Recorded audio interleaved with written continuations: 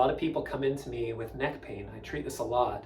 And I would say, I don't know, 50, 60% of the people that have neck pain have it as a result of poor posture. Okay, there's a lot of things that cause neck pain, but poor posture is probably the most contributing factor to neck pain.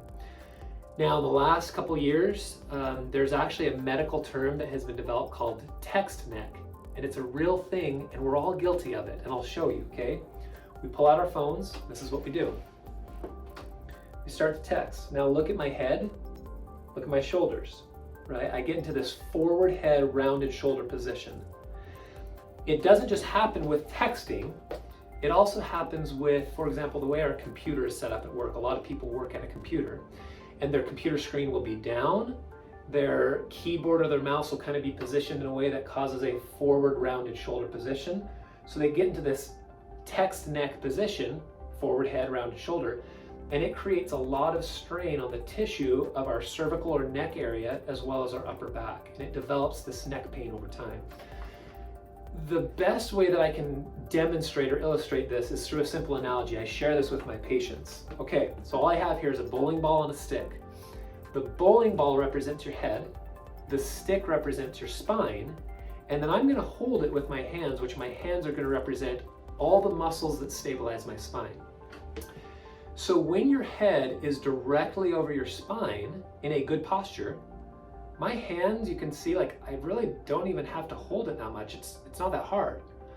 But the moment that the ball goes forward, right, you just saw my muscles engaged because I've really got to work hard to hold up the weight of that ball. And the very same principle applies with our head and our neck. So when our head is directly over our neck or our spine, the muscles don't have to work that hard because the spine is designed to hold the weight of the head. But as soon as the head goes forward, gravity's pull now, which is always straight down, falls outside the base of support. So something has to counteract that force, and it's muscles straining on the back of our neck and our upper back.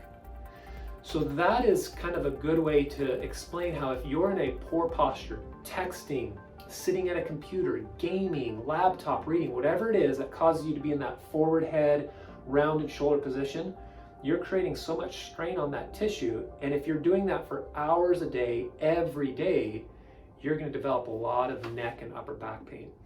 Hopefully that helps explain kind of how this develops. What are some of the signs and symptoms? Really just to quickly rehash everything we just talked about, right? What's your ergonomic setup? Are you in a forward head, rounded shoulder position? Do you have a lot of pain, but then it gets relieved as you fix that posture?